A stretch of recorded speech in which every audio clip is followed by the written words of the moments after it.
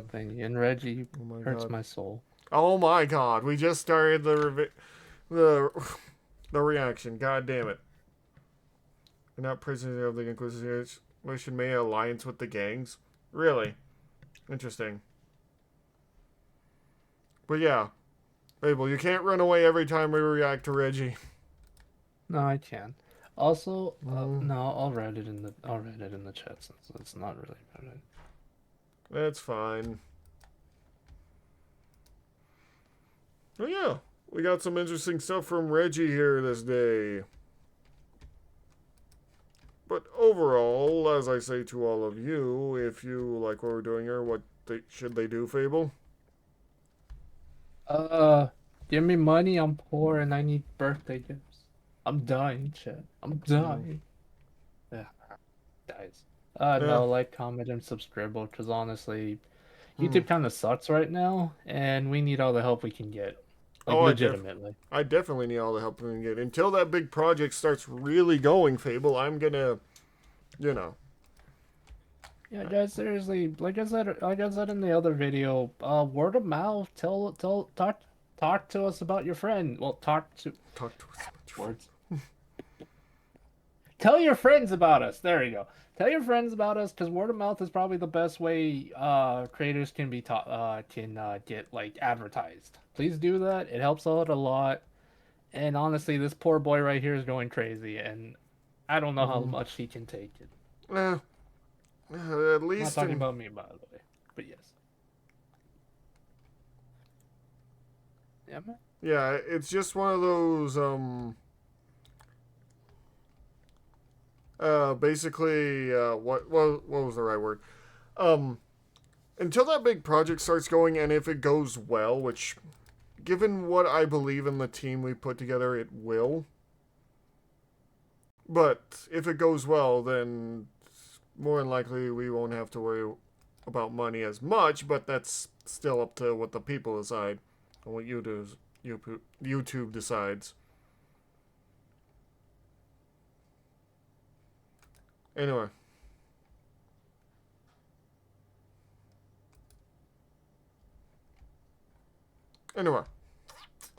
We're going to head into this and see what the hell Reggie is doing. Apparently he has to survive infinite goblins in this game about playing gnomes.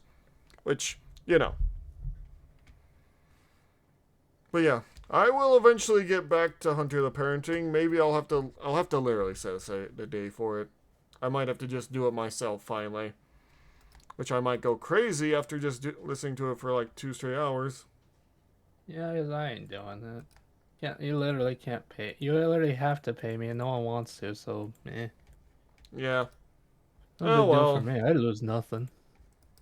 A hypothetical situation. You're walking down the street when you discover a priceless artifact. It's so valuable that it attracts thousands of visitors and also thousands of thieves. How do you plan on defending your divine relic from the hordes of attackers? Will you set up an elaborate series of booby traps? Perhaps construct an army of automaton serial killers? Or even take matters into your own hands with a giant musket? That is the question we will answer in today's video, as we'll be playing Gnomoria, but we start the game with a ring worth $4 million, which attracts a lot of unwanted attention. But first, what is Gnomoria? Gnomoria is the dollar store love child of Dwarf Fortress and RimWorld, developed by a man who is loved by his community. And personally, it might be my favorite. Not because it's good, but because much like an abusive relationship, I got used to it. Growing up, some people could afford 100% fresh organic orange juice, but the rest of us had to settle for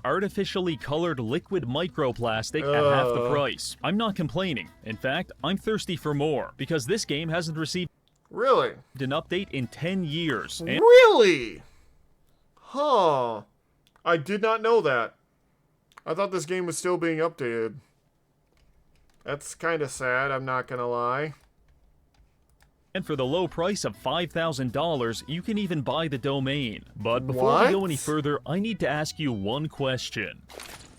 Have you ever wanted to Flashbang. become an intergalactic rogue trader supplying a technocratic state which uses a pseudo-religion to subjugate the human race in an effort to predict the future? If so, that's very strange, but I can help, because this video is sponsored by Foundation Galactic Frontier. This is a brand new intergalactic space exploration game in the setting of Isaac Asimov's sci-fi classic Foundation. This game has strong themes of resource management, mothership simulation, RPG...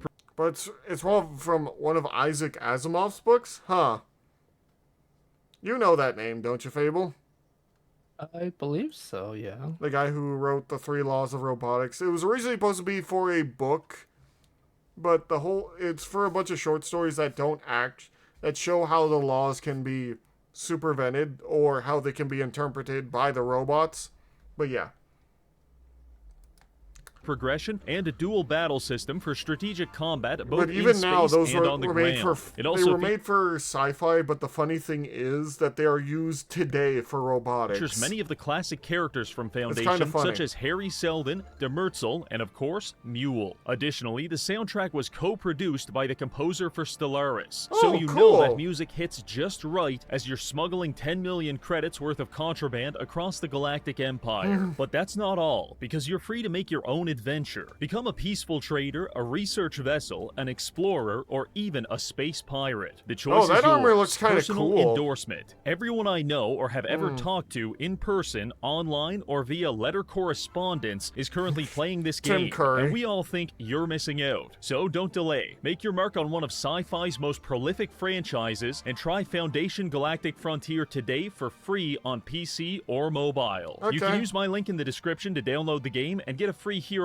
and battleship. Also, don't forget to use my code Galactic Reggie to get some extra resources for your journey. Thank you, Foundation Galactic Frontier. Now, back to the video. Now, the first battle we have to fight in this video is against the game itself. The Video Settings tab creates an illusion of choice. But trust me, this shit ain't going any higher than 1080p. And if you try... God damn. I mean, I usually don't use that because my computer can't handle it, but, you know, god damn, huh? My computer is very weak, as you guys can tell. Listen, I can't really stream a lot of things. Try to use the custom resolution to adjust it, you will be disappointed. Once you've capitulated to the 1080p fundamentalists, we can begin the game, at which point the challenge of this video becomes clear. We start with 8 gnomes, a handful of random supplies, and a ring worth $4 million. That alone is 40 times the net worth of an entire late-game kingdom, which is a problem because the game scales enemy raids based on how valuable your kingdom is. Meaning that within a few days, we're going to have somewhere between 50 and 100 fully armored goblins and ogres showing up to kill everyone here. And it's up to us to figure out how to survive. My goal is to hold out for 5 years, but we'll be lucky if we can get 5 days. So let's get to work. Going into a challenge like this, the optimal playstyle isn't immediately obvious. So I tried a few different survival strategies. Attempt number 1. Our ring attracts dozens of goblins, but it also attracts dozens of gnomes. So I focused on crafting as many weapons as possible and creating an improvised army to fight off the goblin raid. This was a disaster. I knew it would be bad, but I had no idea just how bad things could get. God. Within seconds of the armies clashing, there's so many dead gnomes. That sucks. Oh Those god. Boys. Look at them Our kill all. feed lit up with every person I had ever known. Punctured lungs, crushed bones, mutilated eyes. Our gnomes never stood a chance. Sometimes the goblins would even pick up our severed limbs and... Hey villain, how are you? They're back again. beat us to death with them. Needless to say, we lost, and we're clearly going to need a more creative strategy if we want to survive. Attempt 2. I tried forcing the goblins to path through an underground dungeon, hopefully being killed by the monsters inside. Kind of worked, but it also started a zombie outbreak in my colony, and everyone died. Next attempt was a flood tunnel. Forced the goblins into it, then drained the entire volume of a lake on top of them. This did drown several goblins, but the ogres survived and beat us mercilessly. No good. However, it did give me an idea. At the very bottom of the map, under 100 layers of dirt and rock, is tons of molten... Oh, craziness.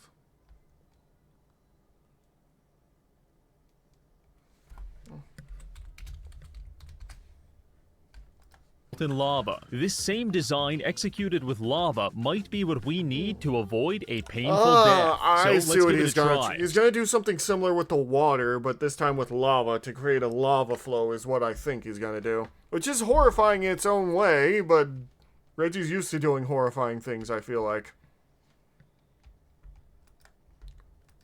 Fable, you alright? Are you alive? It's a bug. Oh my god. At least you weren't there during Sunday when I had that spider suddenly appear near me. I know. Oh dear god. I just love that Lynx and Chrono had no idea what was going on, but I just started yelling. And they're like, what was it?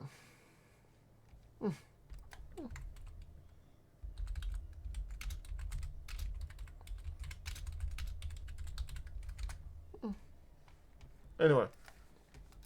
Start generating a new world. Give it a terrible name so no one wants to go there. Baltimore? And then get to work. Quickly surveying the map, I decide to settle in this corner for its defensive features and access to clean drinking water. The gnomes get to work clearing the forest, establishing some farms, and building a communal sleeping area. I even went ahead and gave them a few piles of grass to sleep on. I want to be clear, I'm not doing this because I care about the quality of their life. I'm doing it because I can extract a higher quotient of backbreaking labor out of them if they're well rested. Speaking of backbreaking labor, right now it's spring day 1. By summer day 3, the goblins arrive, meaning we have about 15 days to dig to the center of the earth and back. So I'm going to be running these miners around the clock. In fact, I might just lock them underground. No breaks, no family visits, just mining and whatever food I can push under the crack of a locked door. On to the next issue, monsters. They typically spawn in unlit tunnels such as these, and if we don't start crafting torches soon, starving to death in a mine shaft will be the least of our concerns. So I went ahead and set up a crude workbench to start production. However, in our quest for proper lighting, our main enemy isn't death by zombie outbreak. It's actually death by self-inflicted gunshot wound.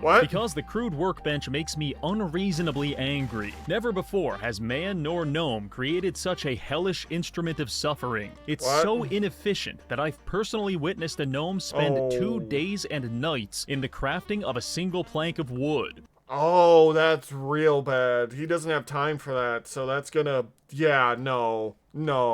And over the next few days, we're going to need hundreds. After several hours of swearing at my computer screen, I managed to white-knuckle our way into some more efficient workshops, and we began lighting the mine shafts as well as building a kitchen to process our food supplies. Gnomoria boasts a diverse selection of meals to keep our gnomes happy and healthy. However, I fundamentally reject the 24-step process involved in baking a cake. So instead, most of our gnomes will live and die without ever knowing anything other than the flavor of stagnant pond water and poorly crafted fruit salad. This is Reggie, why? the path to utopia. With the end of spring quickly approaching, our tunnels are about 90% of the way done. We just need to go a bit deeper, connect them, and then put up some walls, such that the only entrance to our base will be through a 70,000 step staircase that passes through the center of the earth. Summer is upon us, and with that, a new wave of 55 gnome immigrants. This increases our population by a factor of 8, which means we've got about 2 days until everyone here is starving to death. This is remedied quite simply. Select the forage tool and highlight the entire map. Then sit back and watch as 55 gnomes scour the surface of the earth like a swarm of locusts, rapidly consuming every apple, dead body, and blade of grass in their path. I can only imagine the mental flashbang of being a tourist in our colony. Hey, welcome to the world-famous Colony of the Ring. Shut the fuck up and start eating these bugs. Once that's done, follow me through the lava tunnels and try not to breathe. The ambient temperature will scorch your insides and kill you, in which case we will... Well, technically first, shouldn't the noxious gases get you from the lava? Yeah. Yeah, like the opening, as soon as you open like that, you should immediately, but because there's not enough clean oxygen air down there to, well, you know what I mean. There's a huge amount of carbon dioxide in there and some other such very bad stuff. You'll instantly die due to the high level, yes. Yeah.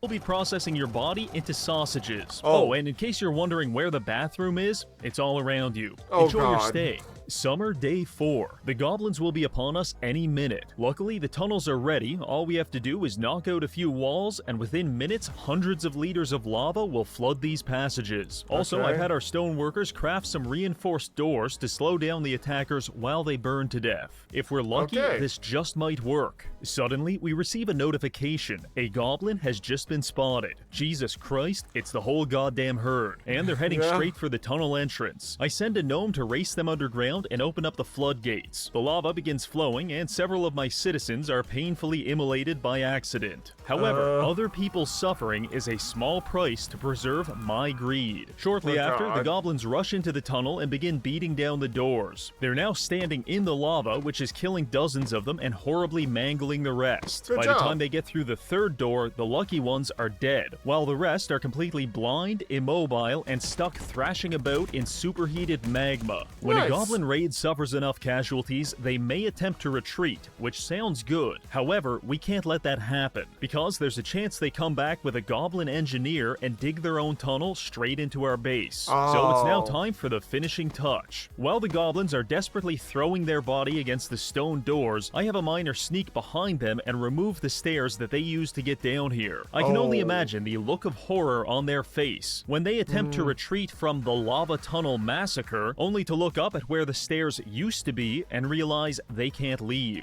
Actually, that's not entirely true. They technically can leave. They just have to fight their way through hundreds of liters of lava, a pile of dead bodies, and several reinforced stone doors. Which is easier said than done when most of your limbs have been burned off and the intense heat has melted your eyeballs. Good God, Regardless, some of them tried, and they got pretty far. But even the ogres couldn't get through the final doors. A few of the other goblins refused this fate and instead camped out in the unflooded sections of the tunnel. That's fine too. There's nothing I love more than getting the notification, a goblin has died of thirst. Really makes my day. Either way, by the end of the night, our visitors were dead and our population remained mostly alive. I'm sure we'll be hearing from the Goblin Rights Committee, but this is a huge step forward for all of gnome kind. Now that was great, but successfully timing all of it is a nightmare with a high probability of failure. And well, yeah, but I mean that's just normally though, right? Like you have to set up the tracks to come in like that in order for you to survive. Reggie's insane for some of this stuff. Right, Fable? Oh, yeah. Yeah. Even in the best case scenario, it usually involves at least a dozen gnomes being incinerated. I don't know why, but the lava tunnels seem to be a very popular spot to take naps. Wait, what? This is natural selection on the highest level. So for the time being, we may be safe from the goblins, but soon we'll be dealing with a far more insidious enemy. Starvation. Winter is about 20 days away, and during winter, none of our crops will grow, meaning that if we don't have a huge stockpile of food by then, our population of 60 gnomes will quickly become a population of 60 emaciated corpses. So I get to work doubling our farming infrastructure and producing an industrial quantity of fruit salad. The next goblin raid shouldn't be for another 6 to 8 days. In this moment, I genuinely believed we were safe, until I was reminded just how far down the food chain we are. Because when one of our lumberjacks was attacked by a honey badger, I drafted 20 people into a militia and sent them to beat it to death with their bare hands. Wait, did they all die? I know, I was dealing with the strongest honey badger to ever live. What? 20 of our gnomes jumped him, and the combat log was an endless flood of punches and kicks. Actually, it's probably just easier to let you hear it. That's the sound of 20 people punching, kicking, headbutting, and biting the badger every second on 4 times speed. We have broken all of his legs, permanently blinded him, crushed his upper body, lower body, head, and neck, and collapsed both of his lungs. And yet, he refuses to die. You keep saying I didn't hear no bell. That's honey badgers for you, honestly. I don't know, I've never seen a honey badger, nor do I plan to, but dear God. In fact, I left them to fight and checked back 4 hours later only to find that stupid little bastard still alive and staring back at me as if to say, I didn't hear no bell. That's why I knew he was gonna do that. You want to know something interesting about honey badgers? Their coat is actually so thick that it can actually, that bullets can't penetrate it. Normal ones, by the way. Honey badgers also have a habit of hunting poisonous snakes, even if the poison Oh. does get to them. They literally just sleep it off. Oh yeah, that's also one of their abilities. They have a strange ability to fight against snakes. Can get bitten by a king cobra, eat it, and then sleep off the venom. Yeah, pretty much. It's kind of crazy. Yeah, especially since king cobras are one of the most venomous creatures in nature, and it can sleep it off. Yeah, I remember watching one of those animal shorts about that. Yeah. Honey badgers do not give a fuck, legitimately. And the funny thing is, I also watched another anime where they were trying to feed this honey badger girl or whatever, and they just nothing they did hurt her because of the way her slick fur is. It's kind of crazy. Yeah, no, People an entire. They're mods. literally Florida man manifested in an animal. So it seems. Where are honey badgers usually located, though? Part of me wants to say Australia, but I could be wrong. Probably Africa. Somewhere around those areas. Though, funny They enough... aren't typically badgers, they're weasels. Of course they're weasels. But yeah, man. Funny enough, I'll look this up real quick. Honey badger location. Location Far Cry now. Africa and Asia. Okay, and sub-Saharan Africa. Far Cry, of course they're from a video game. They've come to life. No, they were there before a video game. So yeah, Wikipedia says... Yeah, sub-Saharan Africa, Southwest Asia, and the Indian subcontinent. But yeah, that's where they're located. Funny enough, do you know which has the first, second, and third places for the most venomous animals in the world, Fable? Or most venomous Australia. snakes? Yes! It's literally like 99% poison at this point. Yeah. It has poison trees, frogs, freaking everything. I'm pretty sure the birds are starting to become poisonous. You know what? That would be funny to add in like a fantasy world. Just add the plane of poison and you just shape it like Australia. It's just fantasy Australia. That's it. That's all it is. Isn't that just Catacan, Fable? Yeah. So is Australia full of Rambos then? Yes. You have to be a Rambo to live there, for Christ's sakes. Yeah. Day and night, and several of them collapsed from exhaustion. But eventually we did kill the honey badger. However, at what cost? It is theorized that the scientific development of Western Europe was delayed hundreds of years as a result of the Dark Ages. Similarly, I cannot help but wonder what harmonious utopia we might be living in currently if 50% of my population didn't have to spend 24 hours pummeling a weasel to death. Putting that behind us, They are weasels, that's what's funny. Also, funny enough, do you know what the special thing that we over America have? Fat Bear Week, Fable. Yes, I am aware of Fat Bear Week. Yes. spent the next week setting up a grove to give us a renewable source of timber, and I prepared another lava tunnel for the next wave. This one hit us at the end of summer, and dare I say, it went pretty good. However, the goblins seemingly changed their tactics this time. They sent 80% of their army into the tunnel to kill us, but they also left about a dozen unarmed goblins on the top side to keep watch. The result of this is that after we dissolve the main goblin force underground, we then have to run out onto the front lawn and engage the remaining goblins in a 35-man fist fight. Luckily, we have access to military perks, which effectively turn our unarmed gnomes into meth-addled lunatics. So the goblins were literally ripped apart and sold for drug money. We're now entering fall, and our stockpile of food is growing steadily, which is good, because I've recently found out goblin meat is purple and probably not suitable for consumption. With the tunnels done and our farms maxed out, I decided to start a construction project. You see, it's only a matter of time until the lava tunnels fail us. But if we research some better technology, I think I can craft a foolproof alternative. So I began designing a research tower to house all of our scientists for 24/7 research. If you're lucky enough to be drafted into the science team, congratulations. You no longer have to sleep in the communal dormitory, bathroom, living room, shower hybrid. Now you've got your own bed, and even freshly delivered food to maximize your research effectiveness. Wonderful. It took a while to build, but by the end of the month, research was was well underway. By studying at these tables, our engineers collectively moved this progress bar closer to unlocking a new invention. Traditionally, people only have 1 or maybe 2 engineers, but I'm styling this more like a Bitcoin farm, with at least a dozen researchers all operating in tandem to find the research solution. In testing, I found that a team of 50 scientists can unlock the entire tech tree in 18 days. However, we can't afford to spare that many workers, so we're settling for a dozen. The sooner we get this research done, the better our chances of survival, and also less gnomes will have to die in industrial mining accidents. Hopefully. So to motivate the science team, I decided to build the roof of the research tower out of straw, and then I designated it as a stockpile for dead bodies. Oh my God. In this way, the collective weight of hundreds of dead gnomes can slowly cave in the roof above our researchers, as blood seeps through the cracks to symbolize not only their impending demise, but also the societal cost of their scientific inadequacy. I would imagine that morale is a complicated topic in the research tower. Winter is now upon us, meaning that apart from butchering some yaks, we won't have any more food coming in for the next 12 days. This seemed like a good time to strike up some international trade, so I opened up the diplomacy menu and found a nearby kingdom specializing in agriculture. First, we have to host a diplomat from this nation. Then, as long as he's impressed, he'll stay. And as long as he stays, we can trade.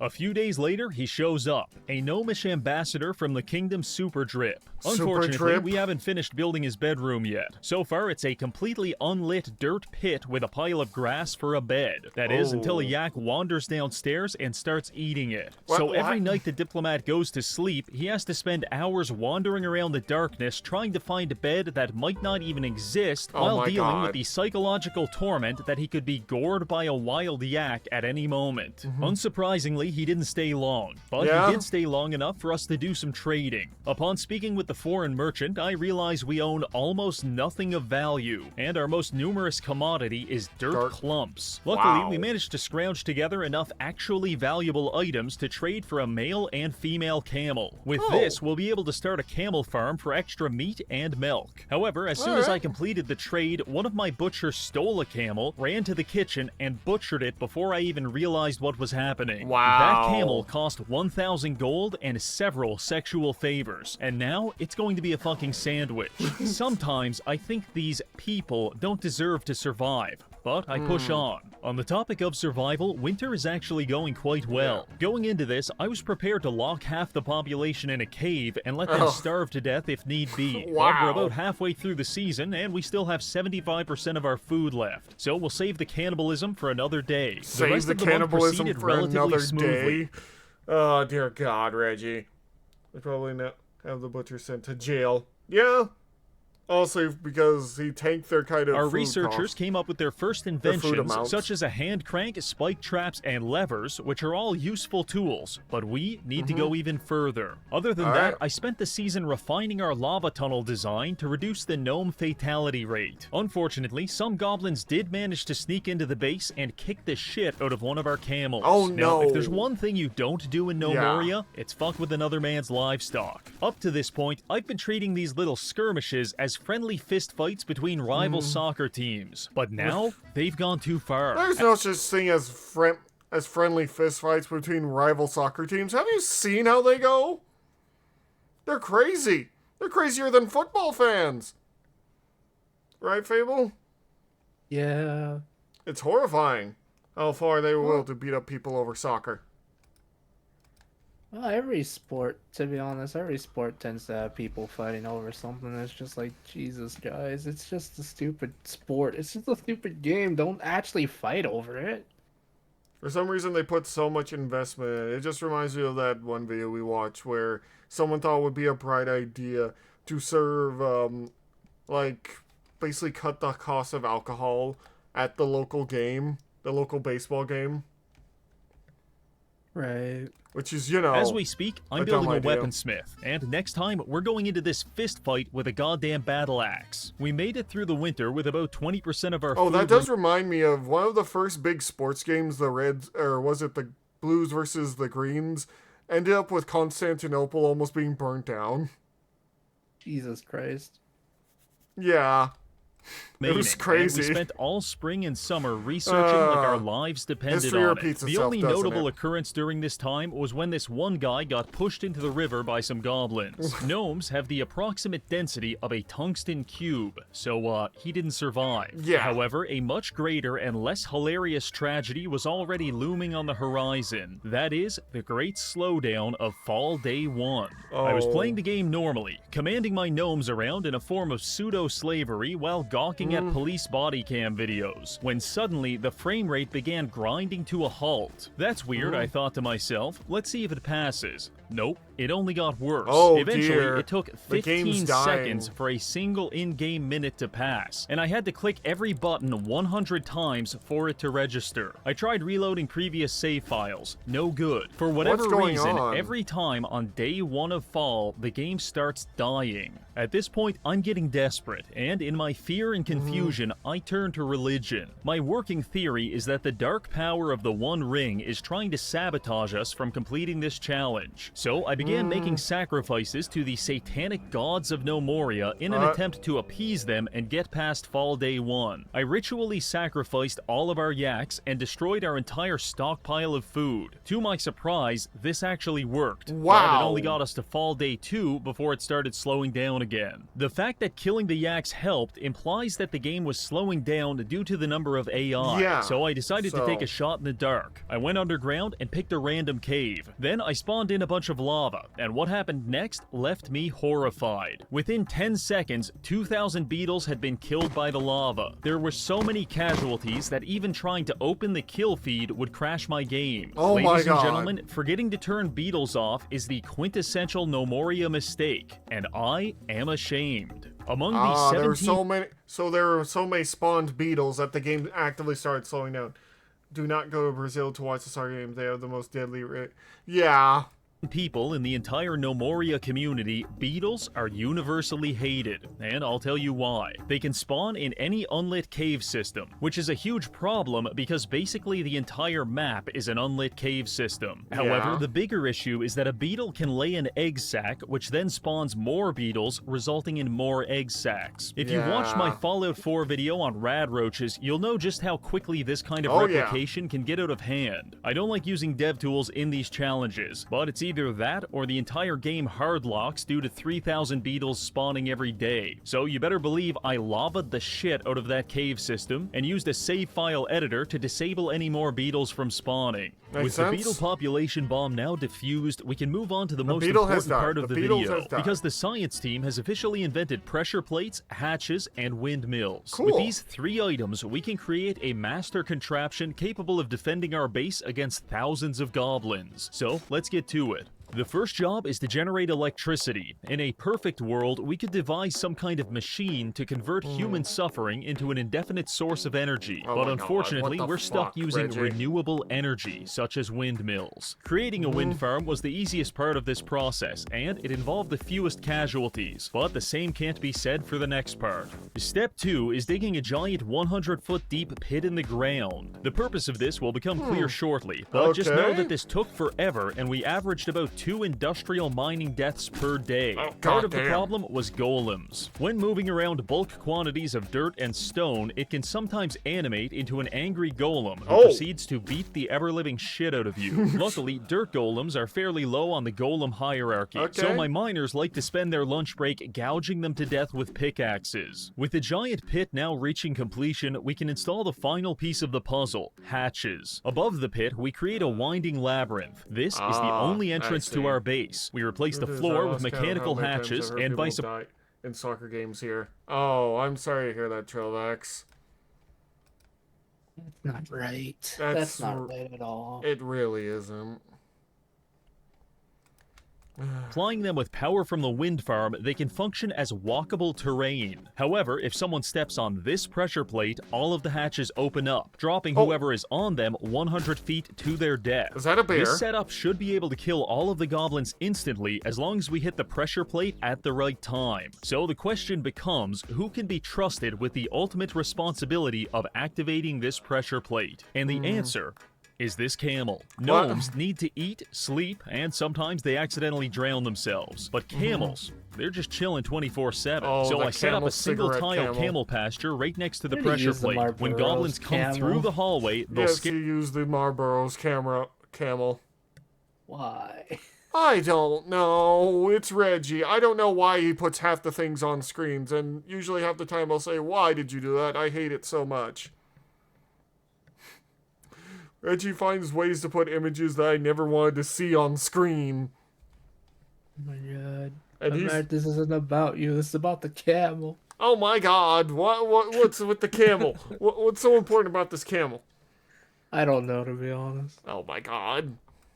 Scare the camel, he'll run onto the pressure plate, and voila, we've now got a smattering of goblin corpses at the bottom of a mine shaft. That, ladies and gentlemen, is my plan to get us through the next 3 years. However, many ideas are great in theory, but it's not until you test them that you can actually be sure, which leads us to Winter Day 3, the next goblin attack. 50 of them start funneling through the hallway. 3 or 4 gnomes rush out to meet them in an apparent suicide attempt. After obliging, the goblins continue into the final section, scare the camel, and get a free lesson in skydiving. That was pretty good. This might seem perfect, but trust me, it took a lot of testing, and I'd be lying if I said we didn't have half a dozen exploded camels at the bottom of this mine shaft. Additionally, I get extremely anxious seeing my gnomes entering and exiting the base, knowing the only thing standing between them arriving at their destination and getting executed is the judgment of a fucking camel. However, that doesn't seem to bother the gnomes, because they regularly choose to fall asleep on the hatches for hours at a time.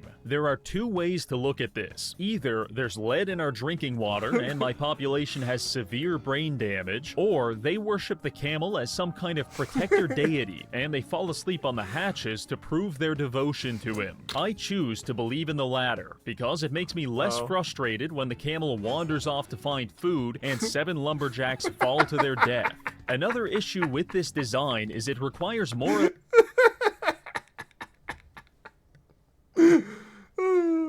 electricity than our wind farm can produce, so we had to use a coal generator. Thing works great until we run out of coal, and well, you get the idea. This leads me to my next point: coal and monsters. We can produce some coal ourselves at these furnaces, but for the amount we need, we've got to do a lot of mining. And whenever you mine, there's a chance of zombies spawning. With the goblin threat neutralized, a zombie outbreak is now the greatest risk to our colony. So we expand the military. 2 squads, one with warhammers and one with halberds. These take forever to craft, but they're already coming in handy. At this point, it's all coming together. We just need to avoid starvation, hatch failure, and zombie apocalypse for another 3 years, and the challenge will be complete. So I put this shit on quadruple speed and start passing the days. More goblin waves hit the base, and we refine our technique. We've now got about a 95% success rate on the hatches, and whatever goblin survives is usually mobbed by gnomes until someone bites the lungs out of their chest. If pinning down a naked goblin and eating the organs straight out of his rib cage isn't utopia, then I don't know what is. Speaking of, as president of this for the hydrates.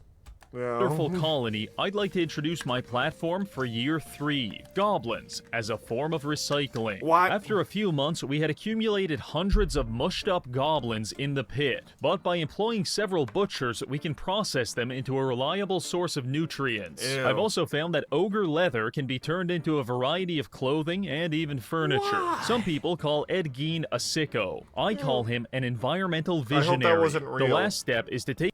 I hope to God that wasn't real. Probably wasn't, because I don't think he would be allowed to show it on TV if it was. Or YouTube. Right, Fable? I spaced out, but I don't want to know what it was. It sounds bad. It involved Ed Gein, so you know. Oh, yeah, okay, yep. Take their armor and melt it down into... Ready to buy the domain. But yeah. To materials to craft weapons for our military. That's the idea, and just that like that, crazy, the Goblin Menace has been...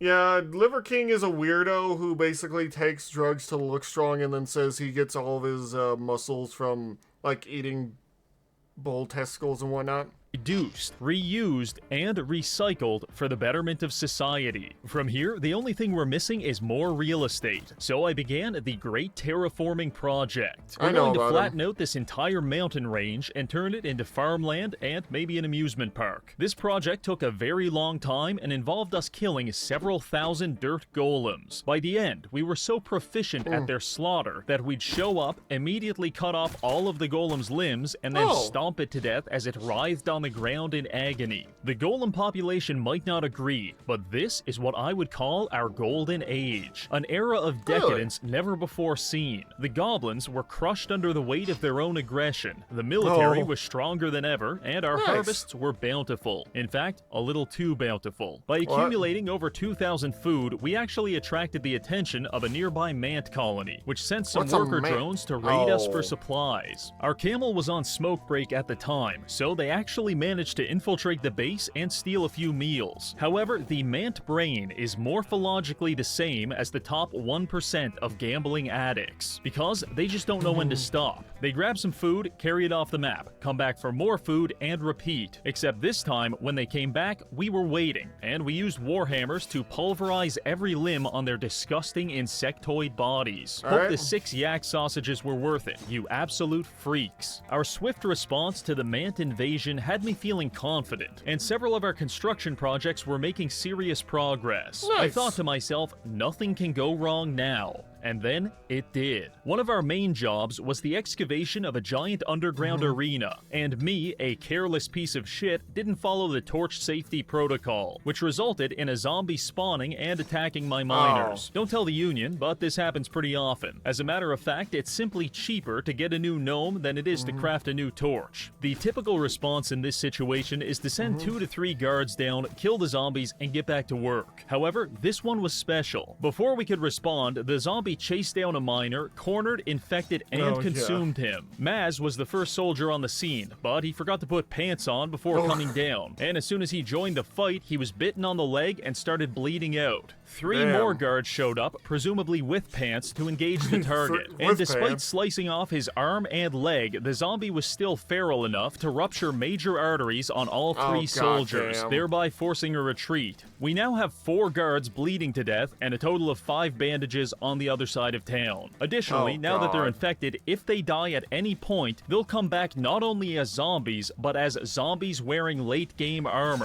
Terrific. As the military retreats from the arena, several miners are still trapped and slowly being killed and reanimated as undead. By the time our second kill team comes through, there are already 3 new zombies, and while a lead warhammer to the brain is a foolproof solution to most problems, they're actually reanimating zombies faster than we can kill them, which is causing us some serious attrition. Shortly before shooting Woody Harrelson in the face with a pneumatic cattle gun, Anton Chigurh says, "You should admit your position, there would be more dignity in it." Which leads me to my point. Everyone in this pit is going to die. All we can do now is hope to contain it. So as our last soldier fought valiantly to hold off the zombies, I began enacting the quarantine protocol by sealing off all of the tunnels connected to this area. We managed to accomplish this, but only by sacrificing the entirety of our military, mining, and construction forces. And even then, it almost wasn't enough, because one zombie did breach containment and make it to the surface. It took all 30 of our remaining colonists to beat him to death before encasing the dead bodies in dirt tombs to contain their reanimation. Okay, let's assess our situation. Almost everyone is dead, and there's roughly a dozen highly armored zombies waiting to kill the rest of us. About the only thing we have going for us is that the undead are now trapped underground fighting an indefinitely respawning population of golems. But the golems suck, and our bones will have long since turned to ash before they manage to kill even a single zombie. On top of all of that, we're currently experiencing a famine, and starvation is a likely outcome. It would be fair to call this a survival situation. And what do you do in a survival situation? You drink your piss and get back to work. So I began foraging the countryside for food while crafting some new weapons and armor. This allowed us to survive until the next season, at which point we received a new batch of gnomes. Right off the bat, 50% of them drafted into the zombie eradication corps. Training begins immediately. The weak do not survive. They've got new weapons weapons, new armor, and most importantly, armored pants. I gave them a month to train, and now it's time to go. Their first test was the outdoor zombie I managed to trap in this dirt capsule. After cracking it open, the kill team ran inside, and within 3 seconds, they had disemboweled the zombie, broke his leg, and sliced off his head. This is promising. Our crusade continues into the evening, launching an operation to retake the wind farm and then creating a forward operating base in the tunnels beneath it. I order 24/7 patrols here and supply it with some bandages. If we fail now, containment will be impossible. From here, we begin clearing the tunnels one by one, encountering several reanimated soldiers along the way. But by consistently caving in their skulls, we're making good progress. Pressing forward, we manage to lead the zombies out of the mining area and into the hallways, where we jump them 10-on-1. After a few minutes of fighting, it looks like we've got them all, so I set up guard posts next to any recently deceased bodies and immediately bludgeon them to death as they reanimate. Just like that, the zombie uprising appears to have been quelled. Let this be a lesson, viewer. You can spend 5 minutes setting up torches, or you can spend 3 in-game months trying to avoid cannibalization. The choice is yours. The zombie outbreak was fully contained by fall of year 4, and after another hour, we officially made it to year 5, the technical endpoint of our challenge. It is at this time that a well-medicated person would close Gnomoria, stand up from their desk, and go outside, satisfied that they had completed the challenge. But that person is not me. I have a vision for our colony, dreams of chronic and sustained... Oh God.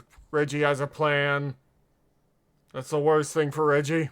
Cruelty, and I won't stop until those dreams become reality. Video so long. So I kept playing. It is 44 minutes. In fact, I kind of lost track of time, and before I knew it, it was year 10. After 5 years, a lot has changed, so allow me to take you on a brief tour. Previously, all of our shit was arranged randomly as some kind of perverted homage to entropy, but now we've got signs of intelligent design. First of all, neatly separated fields for farming, a brand new 2-story kitchen, a luxury hotel for housing diplomats, a market square for international trade, a public park to facilitate gay sex, several new ranches for emus, alpacas, goats, and yaks, a cemetery with 600 dead gnomes stuffed into like 30 graves, and finally, a budget motel for all of our farmers. Just don't mind the dead migrant worker on the 2nd floor, or the one on the roof. Been meaning to peel him off for a while now, but I think he's long since fused into the grass. You may be thinking, damn Reggie, you really spent 5 years building all of this? To which I reply, no. This took about 6 months. The other 4.5 years was spent designing the Goblin torture chamber. Please, follow me underground where no one can hear you scream. I'll explain there. For the first 5 years of this colony, we were tormented relentlessly by the Goblins. And lately, I realized that the instant death of hitting the ground at 90 miles an hour was simply too merciful. I don't know why, but I always laugh when I just see them hit the ground like that. My goodness. It just makes me laugh. Something special just for the Goblins. Let's work through a hypothetical situation. You're a sadistic inbred goblin that attacks my colony. After you finish smearing shit all over yourself because you're a disgusting creature, you make your way to my front gates, at which point you get filtered by the camel. However, unlike your predecessors, you do not drop 100 feet to your death. In fact, you drop 10 feet into some kind of collection chamber. You're stuck, but not for long, because I have carefully and painstakingly designed 6 different paths for you to take, which could lead you into my colony if you survive. And depending on which lever I pull in this control room, one of those paths will open. Let's look at the first option. Pulling this lever opens up a path into a fairly unassuming room. In fact, the exit is right there. The goblins rush in and bolt for the door. However, the first one to reach it steps on a pressure plate, which raises 3 different mechanical walls. The first one closes the door behind him, locking all of his friends inside, and the other 2 walls raise on either side of him, trapping him on the pressure plate. Then comes the fun part, the firing squad. Across the water, I bring in 4 or 5 musketeers, and they spend all afternoon blasting the goblins with lead musket balls at close range. This method of execution takes a while, but it's a great way to level up our marksmanship. After it's all done, we go in, collect our recycling material, and it's ready for another group. But maybe you don't get that room. Maybe instead, we open up this path. It leads the goblins into a series of trap doors, which then deposit them in an underground pit. This doesn't seem so bad, until I have my engineers activate a series of electric pumps, which begin pumping molten magma from the Earth's core up a series of carefully excavated tunnels and directly into the goblins' room, cooking them and all of their ogre friends to perfection. In terms of low maintenance and high suffering, you simply can't beat the Goblin Cooker 9000. Now, on to the next option. I title this one Death from Above, and you'll soon understand why. It begins as a long hallway outfitted with a series of pressure plates, 60 feet above which we can observe a string of anvils resting on mechanical hatches. So our goblin friends come through the hallway and hit the pressure plates, causing 900 pounds of lead anvils to instantly crush every bone in their body. I also tried experimenting with other objects such as concrete pillars and brick slabs, but there's just something iconic about the anvil. Now, unfortunately, we do have a limited supply of anvils, so if you survive that first part, you will proceed into the next room where you realize we still have more than enough to kill you. The most agile goblins may be able to avoid this Looney Tunes style execution, at which point they proceed upstairs to even more Why is it so funny watching an anvil fall on something? pressure plates. These ones don't drop anvils, they drop An anvil is specifically a tool made for blacksmithing. I don't know why it's so funny to watch it hit something. you. And as a goblin plummets 70 feet to the ground, they have two possible outcomes. They either hit our limestone floor at 45 miles per hour, or if they're feeling particularly funny, they'll land on top of another goblin, killing both of them on the spot. Now, in the unlikely event that a goblin manages to manifest some kind of divine miracle and survive all of that, their reward will be a mixture of 20 spike and blade traps to sever all of their major arteries before getting hermetically sealed underground by a mechanical wall. The cleanup on this room is a nightmare, but it's definitely my favorite. Moving on. For this next room, I wanted something simple and psychologically devastating, so I took inspiration from Chinese water torture. Here's how it works. The goblins get caught in our collection chamber, head through the fourth door, down the hall, into another room, before finally falling into a very basic pit. There is exactly one torch and no escape. In each corner of the room, I have assembled the 4 fundamental elements of Gnomoria: earth, wood, metal, and wheat. In fact, we have about 1,000 of each, meaning that several times a day, these piles will animate into golems and attack the goblins. The goblins will, of course, kill the golems, but that just drops all of the materials back on the floor for the golem to respawn in 5 or 10 minutes. The torture isn't necessarily getting beat up by golems. It's not knowing when they'll strike next. Sure, they may be dead now, but the second you close your eyes to rest, the very dirt itself may manifest into some kind of vengeful construct, and flatten your windpipe like a piece of paper. And no matter how many times you strike him down, the golem will always come back. These goblins will never sleep, never eat, and never drink for the rest of their lives. Slowly, they will fall to the golems one by one, until they have all been assimilated into the category of the inanimate. The 5th torture room is also relatively straightforward. Here's how it works. It kills you.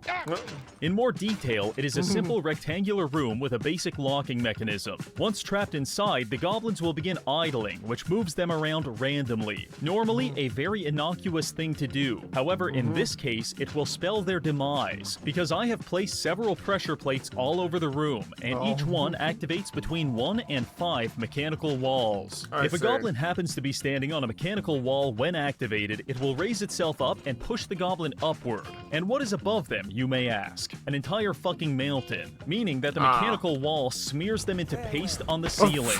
It is so instantaneous, so complete, that there's not even a record of it happening in the combat log. Really? No description, no recorded death, just immediate annihilation. Honestly, I'm not sure what's worse. Having every bone in your body shattered because your friend sat down on a pressure plate, or being the final surviving goblin who has to slowly starve to death as his friend's remains drip from the ceiling.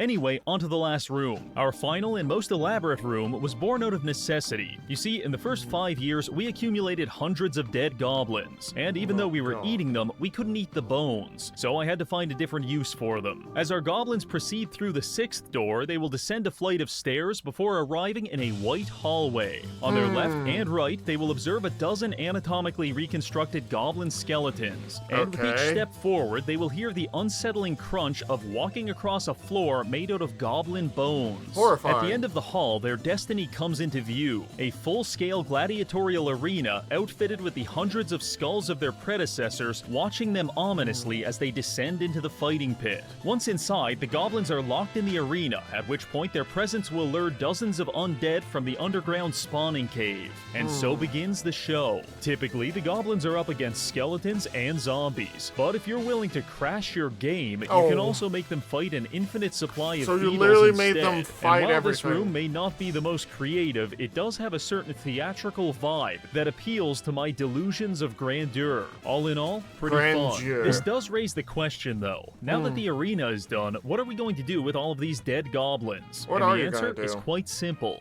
Return to sender. In the diplomacy screen, we can actually send things to the Goblin Kingdom. If they like what we send, they'll leave us alone. If they don't like it, they'll attack us with as many as 10,000 goblins. Now, in certain circumstances, returning the dead bodies of fallen soldiers could be seen as a gesture of goodwill. However, when you return those bodies in the form of 250 Vienna sausages, you are typically not afforded such a charitable interpretation. I don't like pissing the goblins off by turning their loved ones into sausages or baking them into pies. I love it, because there's nothing better than watching them send an army of 300 angry goblins, only for them to rush into the Crusher Room and massacre themselves within 20 seconds. As you bear witness to this carefully conducted symphony of suffering, you may feel compelled to ask, Reggie, what was the hardest part about killing all of those people? And I'll tell you, the hardest part was stopping the game from crashing. You see, dear viewer, when you play Gnomoria, every single day after year 5 is a game of Russian roulette, and the developer RoboBob is the one holding the shotgun, because he made the brave and stunning decision to code Gnomoria such that it can only run on a single core of your CPU at a time. Really? This means that despite 12 Congolese children dying in a cobalt mine for you to have the most powerful processor on the market, Gnomoria will laugh in your face as it uses only one of your 32 cores and then crashes your computer.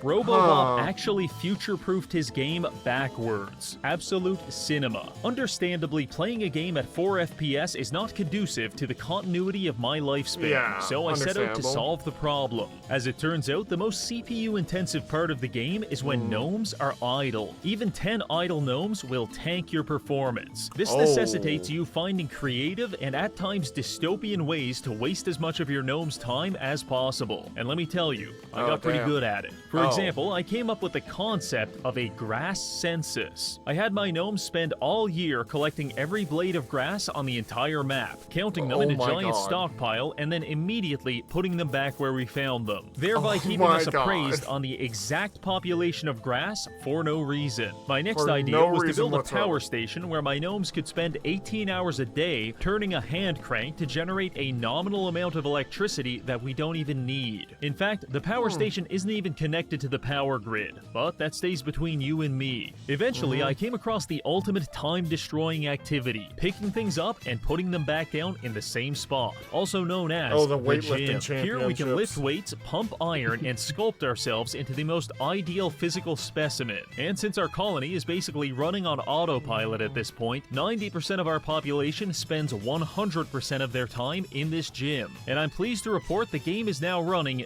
not too bad. Strictly speaking, I didn't have to put this in the video, but I find it incredibly amusing that the solution to 15 years of terrible optimization was simply going to the gym and getting sick pissingly shredded. So where does that leave us now? Well, we've protected the ring for 5 years, constructed a Saw-style series of torture chambers, got absolutely ripped, and I've even created a fully robotic police force to patrol the streets and beat up homeless people. In conclusion, I don't think it's physically possible to beat this challenge any harder. So, Gnomoria, excellent game. I will never be playing it ever again. Thanks for watching. Understandable.